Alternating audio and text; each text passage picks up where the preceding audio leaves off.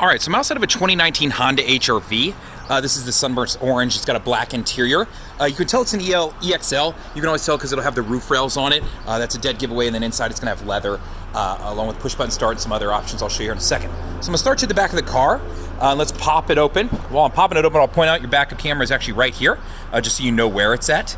Now in the back, first thing you'll see right here is down on the floorboard. That's going to be your carpeted floor mats. So I'm just going to get those out of the way. They come standard with the car. Now in the back, you can see I've got a good amount of storage that I can work with. To give you an idea, if you're considering a CR-V, you get a little bit more width, and as far as depth, you get about the bumper's worth of depth. So that way you can tell kind of, hey, how much more am I getting if I go into a CR-V, right? Now, to fold the seats down, you've got some tabs you can pull right here, which you can do from the back. I can easily reach it, or you can do it from the sides of the seats. And then you can see you have your some of your latches and anchors in case you're doing car seats in the back of the vehicle. So let's move around to the second row here. And I'll just show you what I was talking about. So that they're right here to flip down the seats. Now, something I will show you is that you can get them pretty darn flat. So if camping went awry and you had to hop in the car to sleep, this isn't necessarily the worst option, right? So this way you can get an idea for spacing. So I've got a good amount of space to work with, right? Now, one thing that this car can do that almost no other car except for the Honda Fit can do is not only can I take my seats down, but I can take my seats up. Right? And if I push the bar down, it locks them in place. So now I have all this extra space that I can work with. So if you had a bicycle you need to throw in, potted plants, a TV, anything that's tall, this is a great way to do that. So just be aware that if you're looking at the HR-V and you're comparing it to a CR-V, the CR-V doesn't offer that. Now, moving up to the front of the car, let's hop in and go over a couple things. So leather interior, as you can see, it's black, it's perforated. So you can see that going on right here. These do have heated seats, so hence the perforated leather. Now, jumping in. First things I point out is that there is an audio touchscreen in the car. It does have push button start, it does have leather, so those are gonna be indicative of the EX and above, with the exception of leather lands in an EXL. Now, starting you over the far left side, these are my window controls. I have an auto up down on my driver's side.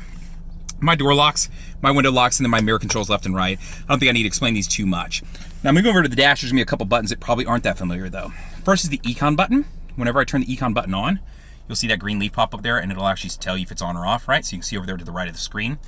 What that does is it improves gas mileage, but you give up some of your, it's a give and take system. So you're gonna give up some of the go, or the acceleration off the pedal, and you're gonna give up a little bit of the AC control because it's not gonna be quite as powerful. But in doing so, you're gonna get better gas mileage. So that is what the Econ button is.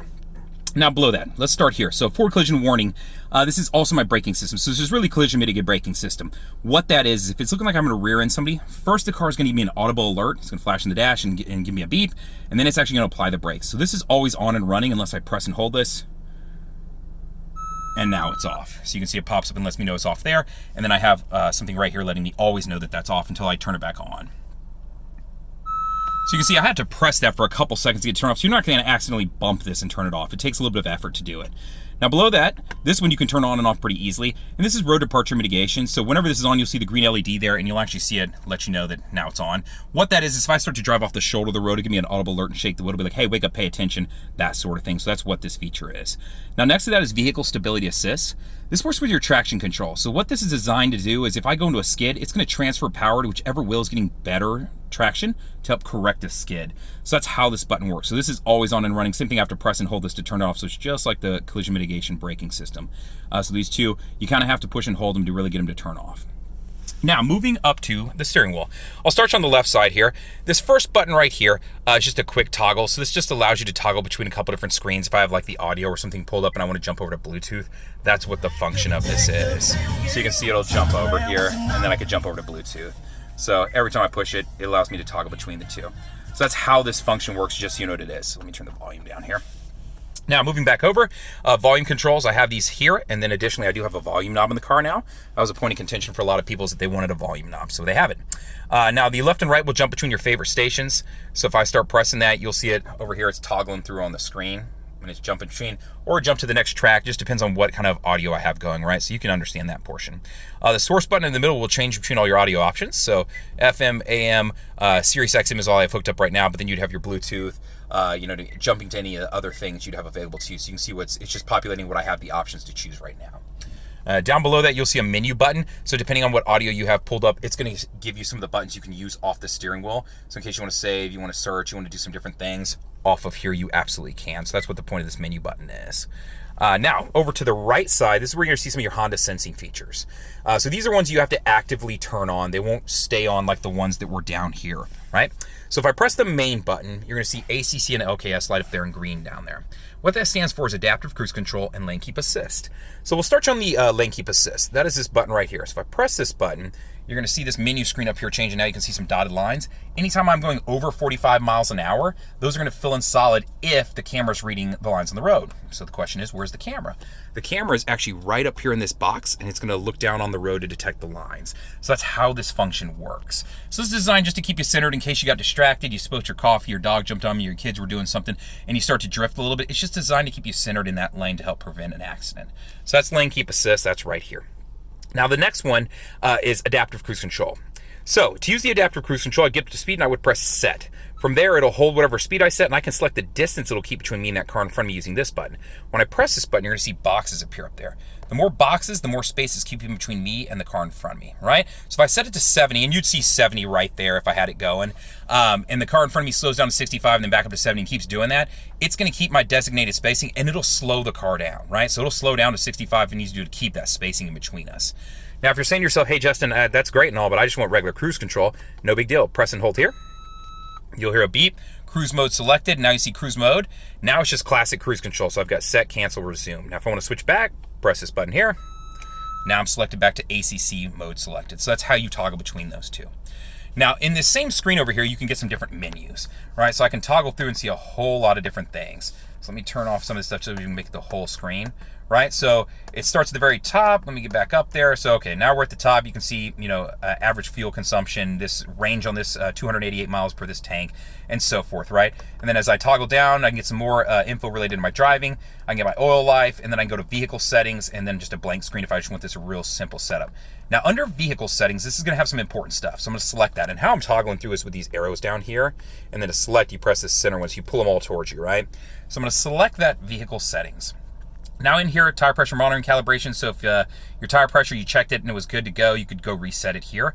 But that's not what I want to talk about right at this moment. First, I want to go to the driver assisted system setup. So this is where the car, if you bought a car from me, then we went over a settings worksheet. You can turn a beep on and off for the forward collision warning system. That's what that is. Adaptive Cruise Control C, so you can see detect the beep when it loses track of the road or the car in front of you. Same thing for road departure, lane keep assist. So this is just turning on some beeps and turning off some beeps as far as some of the safety settings. Now below that though, I want to point out a couple other things. So I'm going to go over here to door setup.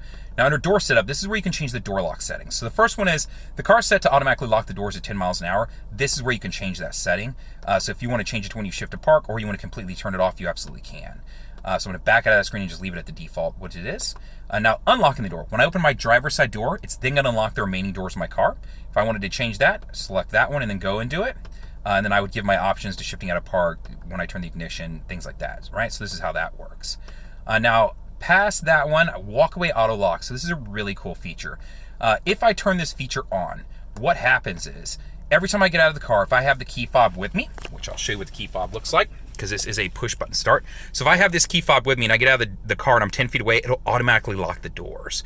So that's what the purpose of the walkaway auto lock is. Super cool feature, especially for one of those people that gets halfway to the grocery store and then goes, I don't remember if I locked it, my laptop's in the back, I need to go back out there, I won't feel comfortable until I do. Then this is a great feature for you to turn on, because the default is that this is off. So just keep that in mind. That's what that feature is. So I'm going to back out of these. Maintenance info if you just want to see your oil life, or if you needed to reset it. Let's say you got your oil change at Jiffy Lube and you need to reset it because they didn't. This is where you go. So not hard to get to. Cool. So that's just what some general menu settings are on this car. So I just wanted you to know what those are. Now back to the steering wheel. Above here, you'll see I do have a plus and I have a minus. The car has paddle shifters. What that is it allows me to upshift or downshift the car. So it gives me a little bit more control, even though it's an automatic. So if I try to drop it into first and I'm going 80, it's not going to do it. It's just going to flip back up.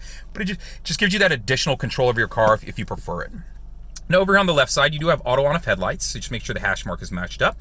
And you do have fog light controls, so now the fog lights are on, now they're off, so you can understand that. Now, over here on the tip of the blinker stop, you'll notice there's a button here. So this is my Honda Lane Watch camera. You don't see this as in many cars anymore for us, but if you press that button, it'll turn a camera on that's off the right side, the mirror. So it's actually off that right mirror. You can see it hanging down there below. Now what this does is it's designed to where I don't have to look over my shoulder and away from the road. So if I was going to look back over and away, instead of having to look away and then turn back to see who's in front of me, I can just turn this camera on. Red line right here is the end of my car. If I was driving on the highway, red to orange would be a car length, and orange to orange would be a car length, so you can see like distance behind me. And you can turn these on and off, just be aware of that. Now, the way the car is set up default, anytime I hit my right blinker on, it's gonna fire that camera on. And then additionally, I can press that button to turn that camera on, which you saw over here, was that button right there. So that way, if I'm driving down the road, I heard a motorcycle and I don't know where he went, I could look around and go, hey, let me see if he's sitting back there. Oh, there he is. That's how that works. So that's Honda Lane Watch. That's gonna be on your EX and above. Now over on the right stalk, this is gonna be your windshield wiper control. So pull down to set the front, and you can see they're going, and then the backs are controlled right here. So it does have a back windshield wiper additionally too. So that's how that works. Now the only other thing I didn't show you on the steering wheel is down here Bluetooth control. So to answer a call, to hang up a call, and to use voice command. Voice command will also come into play for using Apple CarPlay or Android Auto.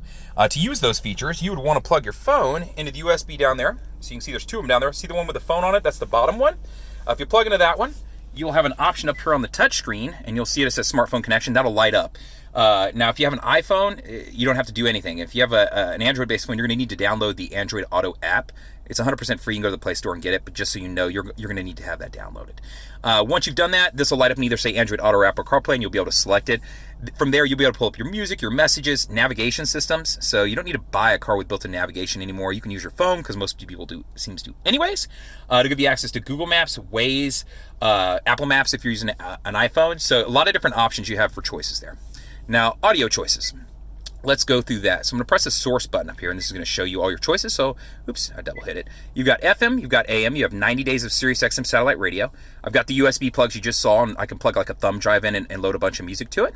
Anything with an I/O pretty much connect with this car. I've got Bluetooth, so I can wirelessly connect up to my phone or any other devices. It's Pandora compatible. If you're using Spotify, or excuse me, if you're a Spotify guy, no big deal. Just use Apple CarPlay or Android Auto. It'll give you access to both of them. So most people are going to get in and charge their phone while they're driving anyway. So take advantage of that if you want.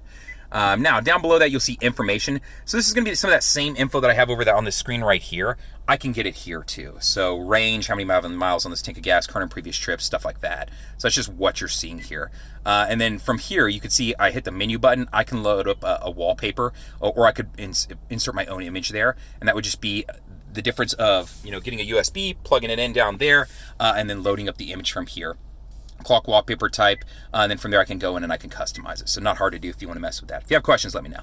Honda Link. So what this is designed to do is give you recall notices, maintenance reminders, that sort of thing. Additionally, Honda Link is connected up to your car. So when you connect your phone to Bluetooth, it's going to prompt you and ask you if you want to use it. 100% free, but what it's asking is, in the event that the airbags deploy and you don't respond, because Honda can call down to the car and try to get in touch with you. If you don't answer, they can call 911 for you. Super awesome feature. It's 100% free. Take advantage of this. Please engage it and use it. Know that comes with the car. Now, as far as connecting up a phone to Bluetooth, you would just tap this. If it's your first phone to connect, it'll start you through the prompts and ask if you'd like to add a phone. Let's say this isn't your first phone, though. You want to add a secondary phone. Go to Settings from here, Bluetooth and Wi-Fi. And then we want the device list, right? Because we want to add something to that list. And then from there, hit Add Bluetooth Device, and then it'll prompt you to make sure your Bluetooth is turned on and continue. So that's how you add a secondary phone in your vehicle.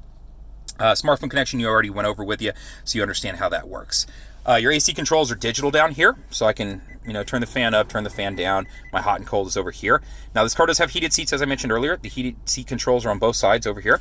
So you can see I have LEDs to let me know when they're on and when they're off and what level they're at. And then where I want the air to go and all that is down below. So I think you can understand that portion.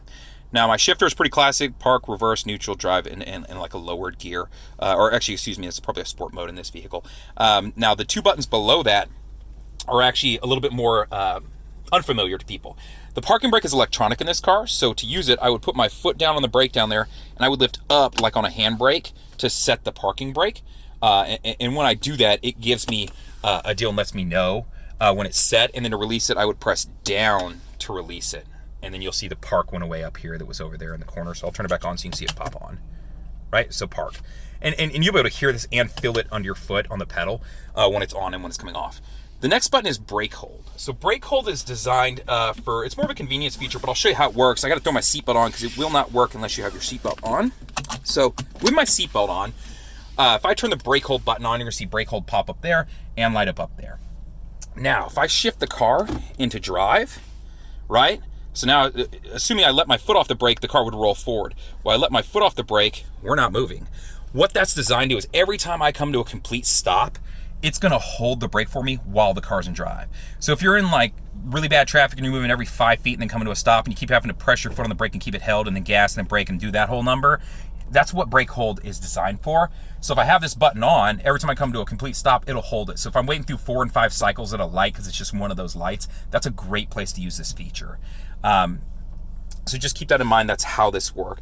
Now let's say I'm at a drive-through and I have this on and then I take my seatbelt off to reach out the window. When I take my seatbelt off, you're gonna notice, what did it just do? It turned brake hold off and it flipped and turned on the emergency brake because it realizes I'm in drive and it doesn't want me to roll into the car in front of me. So you always have to have your seatbelt on if you're using this like a drive-through or the bank. Keep that in mind. But if you take your seatbelt off, it will help protect you so you don't roll into a car in front of you. So I'm gonna move the car back into park and I'll turn the emergency brake back off. So that's what brake hold is and how it works. Now your cup holders down here are set up a little bit differently. I can make it a little bit deeper or I can be shallow. So you can see those two different options, and then I can create dividers if I need them, or maybe it's an odd shaped thing or I want to lay something in here, I can go that route too. So that's how this works. So you can see I have a couple of them, right? So if I wanted to make 3 sets of cup holders, I could, or I can push them in and just have 2 bigger cups if it was like 2 big Yetis or whatever. So that's how that works. Center console sliding, so I can slide it forward in case I'm a little person who slides the seat way up and I still want to be able to use this, or I can slide it all the way back and then I can open it too. So that's how it works, and I've got a little bit of storage in there. Excuse me. This car does have an auto dimming mirror, so that's what you're seeing right here as far as that goes. And then it does have a moonroof that I can open. So if I want to send it open, just pull back, it'll open it up for me. And then I can send it forward by pushing forward, or I can crack it if I just press straight up. This is kind of cool too. If you press, instead of pressing forward and then cracking it, you can just press up and it'll close it and then crack it. And then if I want to close it, just press forward. So that's how the moonroof works in the vehicle. Backup camera, I'll throw that on real quick so you can see that too. I've got 3 different views on this backup camera.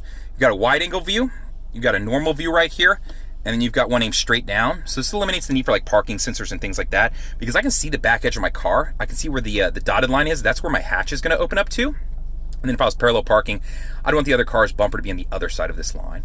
And those same ones are right here too. So you can see this on all of them, right? So you can see what's going on. And then if I cut my wheel, this does have dynamic guidelines, so you can see that it's gonna cut with me to explain where I'm going. So that's just how that works, right? So that's the backup camera in the vehicle. So I've got a camera off the right side, I've got the backup camera to help me out too. Other safety features, I've got all the Honda sensing, corrective braking, driving, lane keep assist. I've got Honda Link to help call 911 if my airbags deploy. A lot of things going in this car to help you out, or if you're gonna put a young driver in it. This is an EXL model, so this does have leather, it does have roof rails on it. This is one of the higher up models. You've got an LX, a Sport, and an EX below this.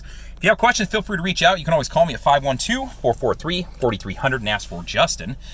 You can always comment on the YouTube video. I'm more than happy to get back to you. I'm pretty good about it. Or you can email me, the letter J, and then my last name Fuller, Fuller, @howdyhonda.com.